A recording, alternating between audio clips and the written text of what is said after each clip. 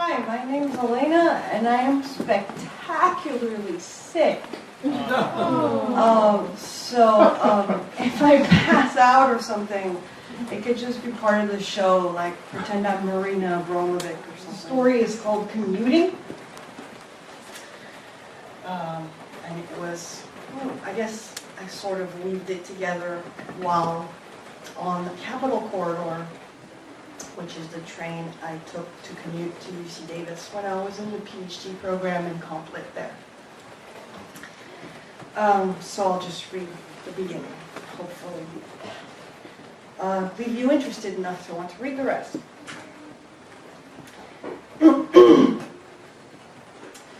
The sound of the engine is nearly deafening when I get near it. If I board the commuter train from the back, I have to walk right by the locomotive. Once I'm on, the locomotive will push me all the way home, across miles and miles of flatness. The fruit orchards, naked at this time of the year. A crumbling green shack that calls itself the Cygnus Gun Club. The salt marsh, its heron swooping gracefully away from the disturbance of the train. Sometimes, one of the smaller birds will ride the blast of air, wings stiff against the wind, and will hover for a few seconds by my window. Sometimes when I walk by that engine before I board, I want to lay my hand on the locomotive and feel the roar within. I never do, of course, because I don't want to dirty myself with rail grime and bug spatter. I like the noise the engine makes as it begins to push us away from the station. Something like two quick bursts from a belt sander and a rising inflection that sounds almost inquisitive, as if it isn't quite sure that leaving is the right thing to do. The Department of Languages and Literatures is on the top floor. Your office is along the north side of the building with all the other professors. My office is on the south side, where the morning sun beats down so hotly it melted a multicolored decorative candle I had left on my desk to make my little quarter less bleak. When I walked into the office one morning, the candle had melted all over my papers. It looked like a rainbow had dissolved. The melted candle side is the adjunct side, where I share a large office with 5 other female instructors. The other large office contains the male adjuncts. The bullpen, you always call it that with a smirk, with faint disdain for these reedy, bespectacled lads who never finished their dissertations. My office mate, Marcella, calls it the cockpit. Does that mean they will eventually peg each other to death? I asked her the first time she used the word in front of me, while scraping candle wax off the pressboard top of my desk with my fingernails. Or maybe slash each other up, she said, if we put spurs on them. Marcella has lots of curly hair and bountiful breasts. If she set 2 of those guys against each other for her favors, we surely could watch the feathers fly. It seems strange that you didn't pick her or someone like her. I don't know that I make a suitable mistress. My desk is the nearest the window, so it is the warmest. Marcella occupies the best real estate by the bookshelf. I like my spot, though. I have a view across the fields. So much flatness here at the edge of campus. It looks like the farmland where I grew up. I will teach here until my contract expires, or I have a baby, or I otherwise disappear.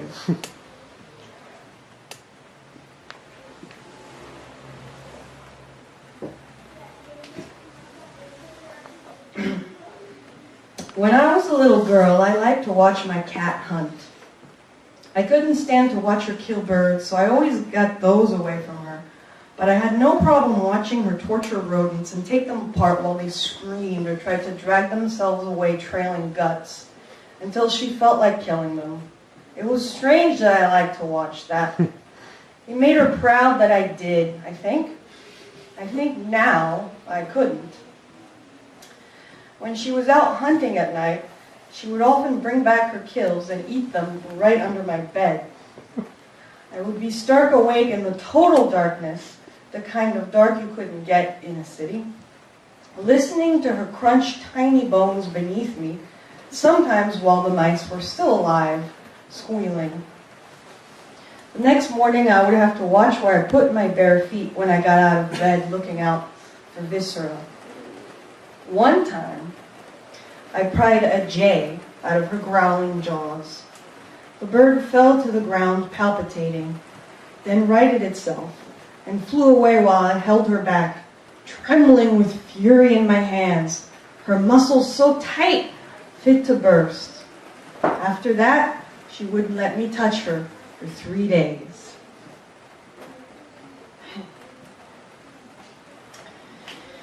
If it weren't for our commute on the same train, you would have never talked to me.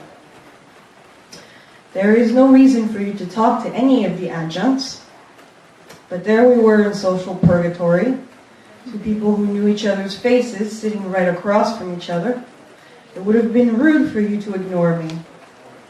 So you started telling me these stories about your travels in Europe when you were young. Do you remember the one you told me about that trip you took to some mountains in England when you were 20 years old? It was the first day after the mist rolled back and you wandered alone for miles under the cloudless blue sky. At one point you lay back on a hot boulder in the sun and stripped off and masturbated right there. Quite a wonderful experience in the light and wind, you said. You said you bet the poets used to do that, Wordsworth and Coleridge and the rest of the greats. Of course you were testing me with a story like that. Otherwise you would have told me how you met your wife or how cute your children were in their Christmas pageant or some such. When a professor tells a story like that to an adjunct, she could have grounds to file a sexual harassment complaint. But you see, it worked. I fell in love with you instead. Do you remember how you felt when you came that day? The hard warmth at your back and the sky so big you were afraid you might fall into it. You forgot gravity. You were so happy. Oh, one must be young to feel such things, don't you think? One must be young to enjoy all the waiting I do for you. A woman in my position does so much waiting.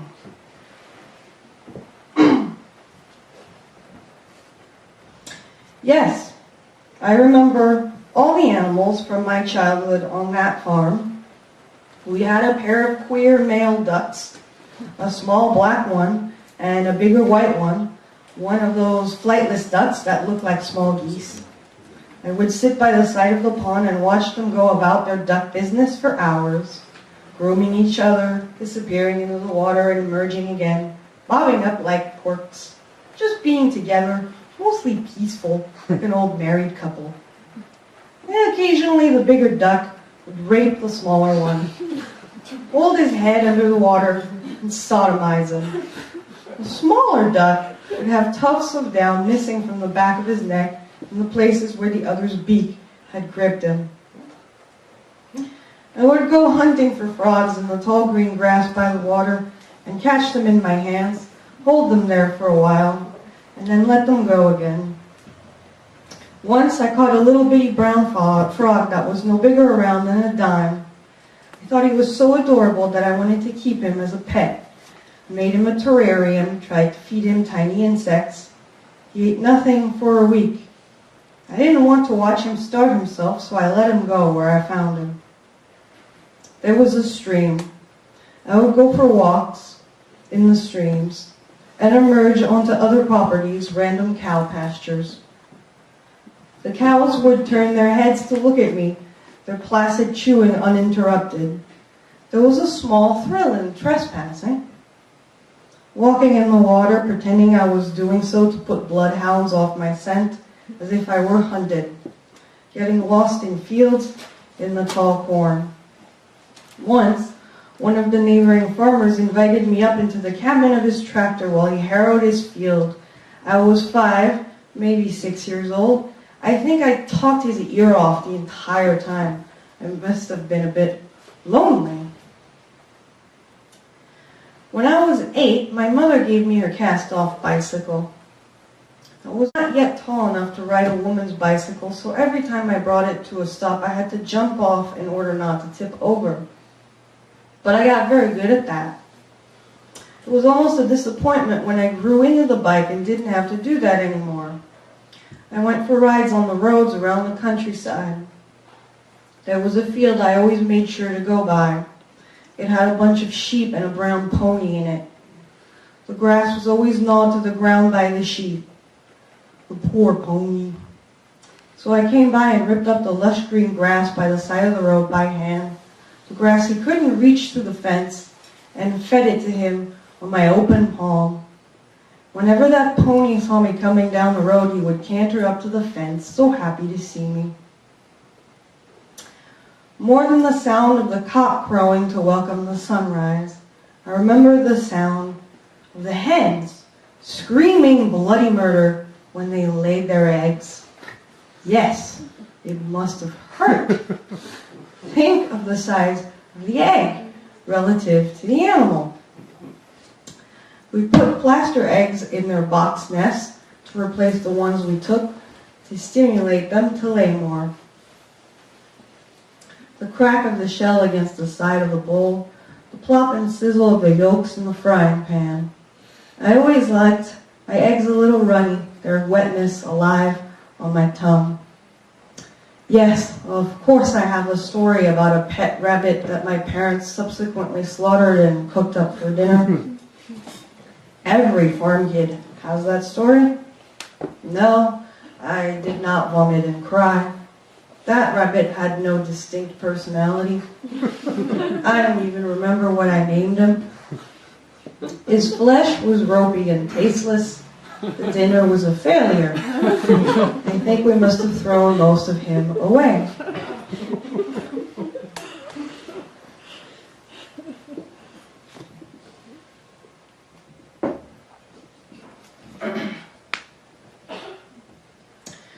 Marcella thinks you are a creep.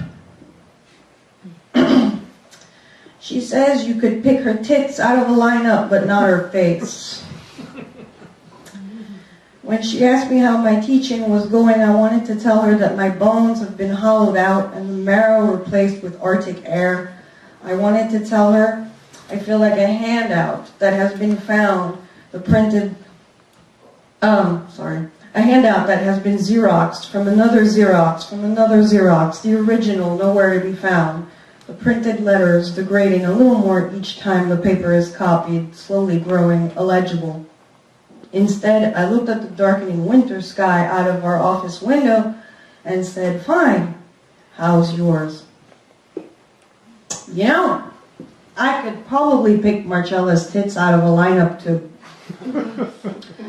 They were on full display that day, pushed up in a low-cut top, her skin golden against the fuzzy red angora. They made me acutely aware that I am just as reedy and bespectacled as the guys from the bullpen. I would have liked to ever so gently rest my cheek against them, to feel the warmth of her skin, the solid softness of her. I know you think your marriage would fall apart if she found out, that the whole world would end, that the mushroom cloud enveloping your house would be seen from orbit. Oh, the end of the world, darling. But I think your wife must know about me. You are, after all, so careless. I mean, who walks a dog for 3 hours on a cold, drizzly day? Who goes for a morning jog and comes back with a sweep of glitter across the top of his cheek? From my eyeshadow, I'm sorry. She must smell me on you.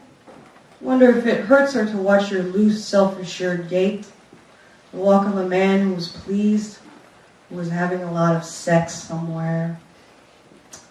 No, probably she doesn't know who I am. But give the woman a little credit. Her silence is a gift to you.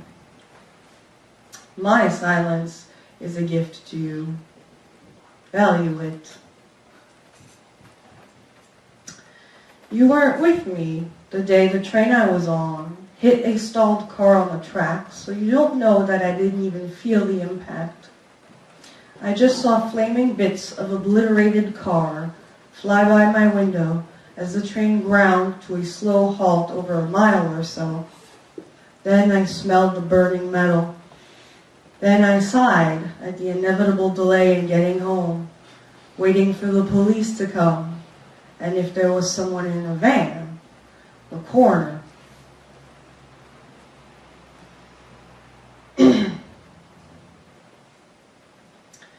While lecturing on Canto 5 in Dante's Inferno, I explained to my students that the monster Minos, the judge who coils his tail around his body as many times as the number of circles in hell you must go down, is a pre-Christian figure.